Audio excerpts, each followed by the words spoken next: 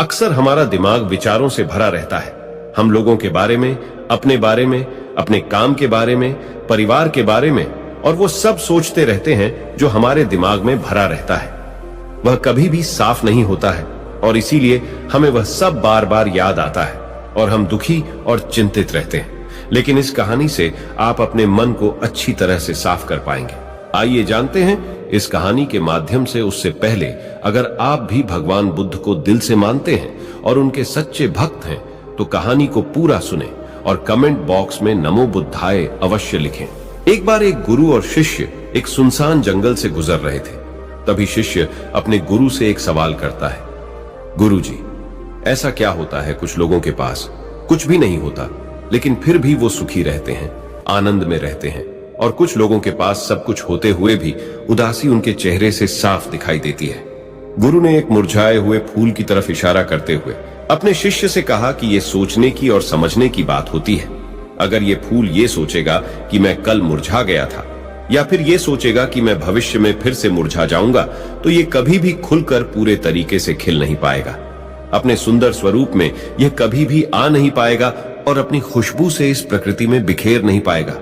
उसी प्रकार इंसान अपने अतीत की यादों में खोया रहता है या फिर अपनी भविष्य की कल्पनाएं करता रहता है।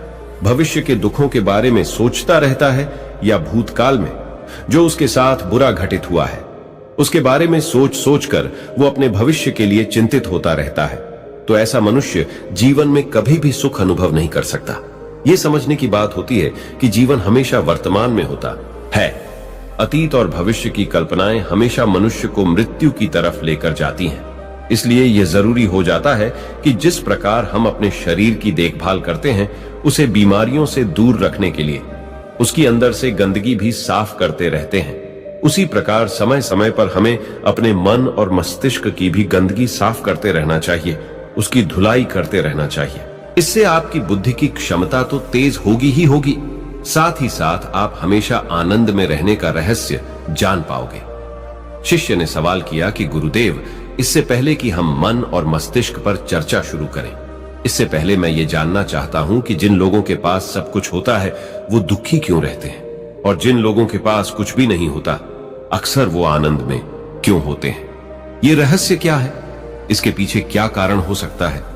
गुरु ने उत्तर दिया कि कुछ लोग जीवन में सब कुछ हासिल कर लेते हैं और सब कुछ हासिल कर लेने के बाद उन्हें सब चीजों की व्यर्थता पता चल जाती है। ऐसे लोगों को अक्सर ये एहसास जकड़ लेता है कि मैंने जीवन में जो कुछ भी पाया, जो कुछ भी किया, उससे भले ही मैंने सुख सुविधाएं हासिल कर ली हो, लेकिन मन की शांति अभी भी बहुत दूर है, अधूरी है, उस तक मैं पहुंच नहीं पाया। सब कुछ पाकर भी मैं अपने मन को जान नहीं पाया। और जब इंसान को ऐसा लगता है तो उसे महसूस होता है कि जो भी उसने कमाया वो कौड़ियों के भाव का था। उसने अपना जीवन बेकार की चीजों में यूं ही व्यर्थ कर दिया। और वहीं पर जिस इंसान के पास जीवन में कुछ भी नहीं होता है उसके पास एक उम्मीद होती है, उस सब कुछ पाने की लालसा रखता है, और वही लालसा, वही इच्छा उसको जीवन में खुश रखती है, आगे बढ़ाती है, ऊर्जा से भरा हुआ रखती है। गुरु ने अपने हाथ से एक सूखे पेड़ की तरफ इशारा करते हुए कहा कि शिष्य, कभी तो यह पेड़ भी हरा भरा रहा होगा, फलों से लदा हुआ रहा होगा। अनेक प्रकार के पक्षी और जानवर इस पर कीड़ाएं करते होंगे, इसके फलों को खाते होंगे। उस समय इस पेड़ को भी यह पता नहीं होगा कि एक दिन तुम सूख जाओगे और तुम्हारी हालत इतनी बदतर हो जाएगी कि तुम किसी को छांव तक नहीं दे पाओगे, तुम्हारे ऊपर पत्ते तक नहीं रह जाएंगे, फल तो दूर की बात रही। उसी प्रकार मनुष्य अपने जीवन की दौड़ में यह भूल जाता है कि जिस दौड़ में वह सबसे आगे निकलने की कोशिश कर रहा है उसका अंतिम चरण तो मृत्यु ही है। काश वो कभी इस दौड़ से अलग हटकर ये देख पाए कि इसका अंतिम चरण तुम्हें कहीं नहीं पहुंचाएगा, कि जिस दौड़ को वो सबसे आगे निकलकर जीतने के ख्वाब देख रहा है उसका अंतिम चरण मृत्यु ही है। काश वो कभी जीवन की दौड़ में ठहर कर ये देख पाए किसका अंतिम चरण क्या होगा, तो वो उन कामों को तेज आंचली दे सकता है जो व्यर्थ है, जो बेकार है, और ऐसे कार्यों की तरफ आगे बढ़ सकता है जो उसके जीवन में आनंद पैदा करते हो, जो उसके जीवन को एक नई दिशा देते हो। गुरु ने खुद की तरफ इशारा करते हुए समझाया कि एक योगी वो होता है जो जीवन की दौड़ में ठहर जाता है, जो ये समझ लेता है कि जीवन का अंतिम चरण तो मृत्यु ही है। इसलिए वो जीवन में सुख सुविधाएं हासिल करने की बजाय खुद के मन और मस्तिष्क को एक नए आनंद की तरफ ले जाने का प्रयास करना शुरू कर देता है। शिष्य ने सवाल किया कि गुरुदेव, क्या एक ग्रस्त जीवन में जीने वाला मनुष्य उस आनंद की प्राप्ति नहीं कर सकता, और अगर कर सकता है तो उसे किस प्रकार शुरुआत करनी चाहिए? बिल्कुल कर सकता है, गुरुदेव ने उत्तेजित होकर उत्तर दिया। अगर सभी मनुष्य उस आनंद की प्राप्ति के लिए योगी बनने का निश्चय कर लें तो इससे तो प्रकृति का चलन ही रुक जाएगा। उसकी जो व्यवस्था है वो बिगड़ने लगेगी। एक सच्चा योगी अपने जीवन में खोज करता है और खोज करने के बाद वो ग्रस्त जीवन में किस प्रकार आनंद को प्राप्त किया जा सकता है वो तरीके सभी को बताता है, ताकि मनुष्य अपने ग्रस्त जीवन का पालन करते हुए उस आनंद की प्राप्ति भी कर सके। गुरु ने खुद को संबोधित करते हुए उत्तर दिया कि मैंने अपने जीवन में जो खोज की है उसके अनुसार मनुष्य को समय समय पर अपने मन और मस्तिष्क की सफाई करते रहना चाहिए। मनुष्य अपने शरीर पर तो ध्यान दे लेता है, लेकिन अपने मन और मस्तिष्क को वो भूल जाता है, उस पर कभी ध्यान नहीं देता, और उसी वजह से मन और मस्तिष्क बूढ़े होते चले जाते हैं। उनमें जवानी नहीं रह जाती, और जब उनमें जवानी नहीं रह जाती तो उनमें नयापन और ताजगी नहीं रह जाती, जिसकी वजह से एक इंसान उदासी से भर जाता है। मन और मस्तिष्क की गंदगी क्या होती है, पहले मैं तुम्हें यह बताता हूं। हर मनुष्य के जीवन में कुछ ऐसी घटनाएं घटती हैं जिनका उसके मनोमस्तिष्क पर बहुत गहरा असर पड़ता है।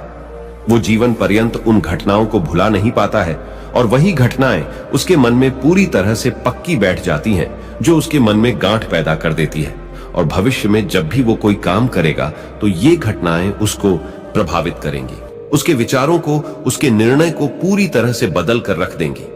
ऐसे मनुष्य की दृष्टि भी भ्रमित हो जाती है, वो सत्य स्वरूप को नहीं देख पाता। वो चीजों को उन घटनाओं से जोड़कर भ्रमित तरीके से देखता है। उदाहरण के लिए, अगर किसी बुरी आंखों वाले आदमी ने आपको धोखा दे दिया तो अब जीवन पर्यंत बुरी आंखों वाले आदमी को हमेशा धोखेबाज समझते रहेंगे, उस पर कभी पूर्ण रूप से विश्वास नहीं कर पाएंगे।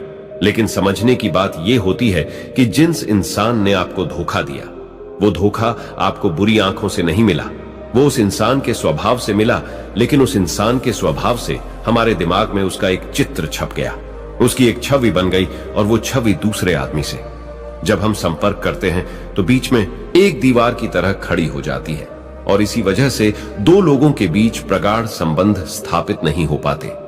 जो मनुष्य के लिए सबसे जरूरी यही होता है कि वो अपने आप को अतीत की घटनाओं से फ्री रखें। उन घटनाओं से प्रभावित होकर वो दिमाग में किसी तरह की छवि ना बनाएं। कुछ लोग इस बात पर यह सवाल खड़ा कर सकते हैं कि फिर जीवन के अनुभव किस काम आएंगे, लेकिन समझने की बात यह होती है कि हम जीवन के अनुभवों से भी भ्रमित तरीके से ज्ञान लेते हैं, सही तरीके से उनसे सीख ले ही नहीं पाते। ठीक उसी प्रकार जिस तरह उस बुरी आंखों वाले की आंखें जिम्मेदार नहीं थीं, धोखा देने के लिए उसका स्वभाव जिम्मेदार था। लेकिन मनुष्य अपने अनुभव में उन बुरी आंखों को याद रखेगा, उस स्वभाव को भूल जाएगा। शिष्य अपने गुरु की बातों में इतना खो गया कि उसे चलते चलते जंगल के रास्ते में पड़े हुए कांटे दिखाई नहीं दिए, और अचानक उसके पैर में एक कांटा चुभ गया। गुरु ने उसका कांटा बाहर निकालते हुए उससे पूछा, ये कांटा तुम्हारे पैर में क्यों लगा? इसके पीछे तुम किसे जिम्मेदार मानते हो? गुरु ने कहा कि तुम मुझे भी जिम्मेवार मान सकते हो, क्योंकि मैं तुम्हें एक बातें सुना रहा था। क्या तुम खुद को भी जिम्मेवार मान सकते हो कि तुम मेरी बातों में इतना खो गए कि तुम्हारा रास्ते पर ध्यान ही नहीं रहा? क्या तुम इन पेड़ों को जिम्मेदार मान सकते हो जिन्होंने ये कांटे इस रास्ते पर बिछा दिए? शिष्य ने उत्तर दिया कि गुरुदेव, इसमें मैं खुद को ही जिम्मेवार मानता हूं, क्योंकि आप तो अपना काम कर रहे थे और इस पेड़ ने भी अपना काम किया, पर मैं अपना काम पूरे होश पूर्वक नहीं कर पाया। अगर मैं चलने पर ध्यान लगाए रहता, अगर मैं आपकी बातों में पूरी तरह से खो नहीं जाता, तो मुझे ये कांटा कभी नहीं लगता। इसमें पूरी तरह से मेरी ही गलती थी। गुरु ने अपने शिष्य की पीठ थपथपाते हुए आगे कहना शुरू किया कि जो घटनाएं हमारे मन को प्रभावित करती हैं, जरूरी हो जाता है कि उन घटनाओं को हम किसी भी तरह अपने मन से बाहर निकाल दें, और उसके लिए सबसे सरल तरीका है कि अपनी भावनाओं को व्यक्त करना सीखो। उसे अपने दिल में, अपने मस्तिष्क में बिठाकर मत रखो। जब तुम किसी दूसरे मनुष्य के सामने अपनी भावनाओं को व्यक्त कर देते हो तो तुम्हारे मन का बोझ हल्का हो जाता है। कुछ लोगों का स्वभाव ऐसा होता है कि वो अपने मन की बात किसी को नहीं बताते। ऐसे लोग अक्सर अपने अंदर ही अंदर दुखी होते रहते हैं, लेकिन वो अपने मन की बात किसी दूसरे आदमी के सामने नहीं बताते। इसके उलट कुछ लोग ऐसे भी होते हैं जो अपने मन में किसी भी बात को रख नहीं पाते। उनके साथ कुछ भी अच्छा या बुरा होता है, वो अपने मन की बात, अपनी भावनाओं को दूसरों के सामने व्यक्त कर देते हैं। और तुमने खुद महसूस किया होगा कि जो लोग अपने मन की भावनाओं को व्यक्त कर देते हैं वो जीवन में ज्यादा आनंदित रहते हैं। कभी भी प्राकृतिक रूप से आए हुए वेग को रोकना नहीं चाहिए। जिस वेग को हम रोकने की कोशिश करते हैं वो वेग हमें अंदर से ही खाने लग जाता है। अगर तुम्हारा मन किसी बुरी घटना पर रोने का हो रहा है तो चीख चीख कर रो, अपने आप को रोको मत, उस वेग को पूरी तरह से बाहर आने दो। अगर किसी दूसरी घटना पर तुम्हारा मन खुश होने का, आनंदित होने का हो रहा है तो पूरी तरह से नाचो, गाओ, जिससे कि तुम उस वेग को बाहर निकाल सको। और जब वो वेग अपनी पूरी गति के साथ बाहर आ जाता है तो पीछे छोड़ आता है एक खालीपन, एक अकेलापन, एक शांति, एक मौन, एक अनुभूति। गुरु ने शिष्य को समझाते हुए बताया कि जिस प्रकार तेज रफ्तार से चलता हुआ पानी अपने वेग से आने वाली सभी बाधाओं को तोड़ देता है, उसी प्रकार हमारे अंदर भावनाओं का उठने वाला अगर बाहर नहीं निकाला गया, अगर हमने बांध बनाने की कोशिश की तो वो उस बांध को तोड़ देगा और उस बांध को तोड़ने के बाद उसका कचरा हमारे मन के अंदर ही ठहर जाएगा, जो हमारे मन को दूषित कर देगा, उसको गंदगी से भर देगा। अक्सर मनुष्य अपने मन में किसी घटना को दबाकर इसीलिए रखता है कि वो सोचता है कि अगर सामने वाले को इस घटना के बारे में पता चला तो वो पता नहीं मेरे बारे में क्या सोचेगा। इसी विचार की वजह से वो अंदर ही अंदर खुद दुखी होता रहता है, लेकिन सामने वाले को वो कुछ भी नहीं बताता। लेकिन एक बार अगर वो हिम्मत कर सकता है, शुरुआत कर सकता है, जो उसका पूरा जीवन परिवर्तित हो सकता है। एक बार अगर उसके दिमाग की आदत बन गई तो वो जीवन भर अपनी भावनाओं को दूसरों के सामने व्यक्त करने से हिचकिचाएगा नहीं। और अपने दिमाग की ये आदत हम 21 दिनों में पैदा कर सकते हैं। 21 दिनों तक अगर सही तरीके से हम अभ्यास करें तो हमारा दिमाग पूरी तरह से भावनाओं से मुक्त हो जाएगा। ये 21 दिनों का अभ्यास इस प्रकार है। किस दिनों तक? सबसे पहली बात जो याद रखनी है कि अपने मन में किसी भी बात को दबाकर नहीं रखना है। अगर हम किसी मनुष्य के बारे में अच्छा सोचते हैं तो हम उसे व्यक्त करें, अगर बुरा भी सोचते हैं तो उसे भी व्यक्त करें। परिणाम भूल जाएं कि परिणाम क्या होंगे, सिर्फ अपने दिमाग की ढुलाई करने पर विश्वास रखें। इससे आपके अंदर एक अद्भुत साहस पैदा होगा। जब आप किसी मनुष्य के बारे में वह सब बता पाएंगे जो आप उसके बारे में सोचते हैं, तो आप खुद सोचिए कि आपका खुद के ऊपर विश्वास कितना ज्यादा बढ़ जाएगा। आपके मन के सारे डर खत्म हो जाएंगे। हो सकता है कि इसमें आपको चुनौतियों का सामना करना पड़े, लेकिन जहां पर चुनौती नहीं होती वो कुछ अभ्यास भी नहीं होता। अभ्यास हमेशा चुनौतियों से भरा होना चाहिए। इससे आप सत्य वचन बोलने का अभ्यास भी कर पाएंगे। अक्सर हम दूसरों को प्रभावित करने के लिए वो सब बोलते हैं जो उन्हें अच्छा लगता है, लेकिन वो नहीं बोलते जो हम उनके बारे में सचमुच में सोचते हैं। और यही हमारी सबसे बड़ी भूल हो जाती है। इससे हमारा पूरा अस्तित्व झूठ बनकर रह जाता है। और अपनी भावनाओं को व्यक्त करते समय यह भी जरूर ध्यान रखें कि आपके अंदर जो भावनाएं उस इंसान के प्रति उठ रही हैं, उनके पीछे का मूलभूत कारण क्या है। उदाहरण के लिए, जब एक नौकर अपने मालिक के लिए कोई काम करता है और वो काम अच्छे से नहीं कर पाता है तो मालिक उसे डांट फटकार देता है, जिससे उसके अंदर उसके प्रति क्रोध की भावना ये उठती है। लेकिन समझने की बात यह होती है कि मालिक तो आपको कहेगा ही, वो तो डांटेगा ही।